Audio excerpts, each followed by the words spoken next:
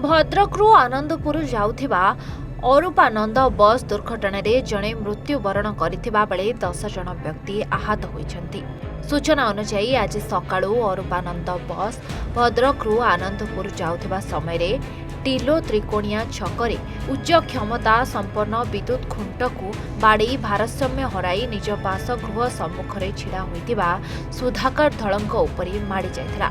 तेबे घटनास्थल में सुधाकर मृत्यु घटिथिबा सूचना मिली और तेबे बसटी भारसाम्य हराई नयन जोरी को ओलटी पड़िबारु बस मध्य 10 जन आहत यात्री को उद्धार करा जाई बंत स्वास्थ्य केन्द्र पर 6 जन को भद्रक मुख्य डाक्तरखाना को स्थानांतरित करा जायछि। वर्तमान सुधा भद्रक आनंदपुर 53 नंबर राज्य राजपथ को अवरोध करा जायथिबा बेले भद्रक मेडिकल ले भंडारी पोखरी विधायक संजीव मल्लिक पहुंची आहत को भेटिबा सह मृत व्यक्ति परिवार वर्ग को घटनास्थल में बंत और भद्रक ग्रामांचल पुलिस पहुंची तदंत आरंभ करिछि।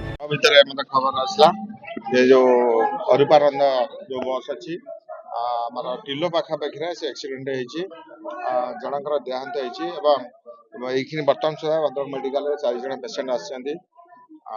को परिस्थिति कौन एक्सीडेंट होती मु टोटल जानी ना मु कलेक्टर सहित कथा तुरंत ये जो जिनसटी इमरजेंसी रू ऑफिसर पठाइबाई सेठी जो रास्ता रोक होती बंद सेटिकी ऑफिसर्स पठाइबाई कलेक्टर गले सपरेट पठाऊँगी एसपी सहित कलेक्टर कथा जी दोषी निश्चित कार्यानुष्ठान ग्रहण करने दरकार।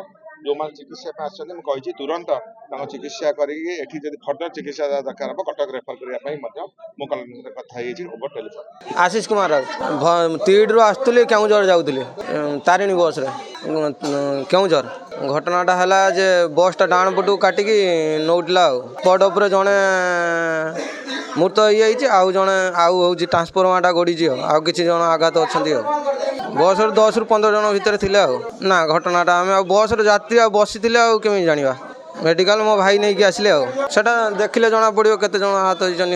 भद्रकरू सुप्रकांत राउतराय रिपोर्ट A1 ओडिशा।